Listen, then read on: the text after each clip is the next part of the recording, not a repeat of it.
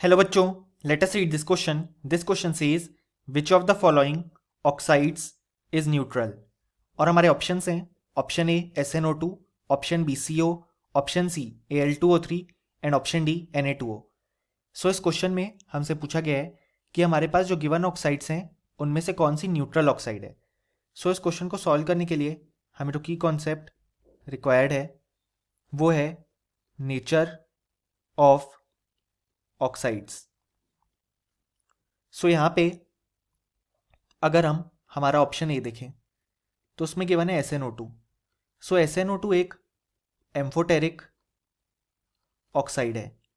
अब amphoteric oxide का मतलब ये एसिड्स और बेसेस दोनों के साथ रिएक्ट करती है. अब हमसे क्वेश्चन में न्यूट्रल ऑक्साइड पूछा गया है, सो हमारा जो ऑप्शन ए है वो इनकरेक्ट हो जाएगा.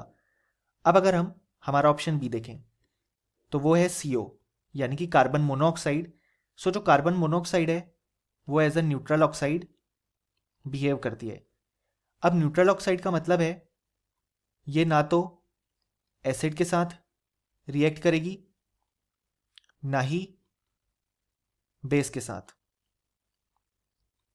यानी कि जब हम इसकी रिएक्शन एसिड या बेस के साथ कराएंगे तो हमें कोई भी रिएक्शन देखने को नहीं मिलेगी. सो हमसे क्वेश्चन में न्यूट्रल ऑक्साइड ही पूछा गया है. सो जो करेक्ट ऑप्शन है वो बी है. अब अगर हम आगे ऑप्शंस चेक करें तो हमें ऑप्शन सी में गिवन है Al2O3. सो Al2O3 जो है वो भी एक एम्फोटेरिक ऑक्साइड है. यानी कि ये बोथ एसिड्स और बेसिस के साथ रिएक्ट करती है. सो हमारा ऑप्शन सी जो है वो भी इनकरेक्ट हो जाएगा. अब अगर हम हमारा ऑप्शन डी देखें तो वो है Na2O यानी कि सोडियम की ऑक्साइड. सो ये स्ट्रांगली बेसिक होती है इन नेचर,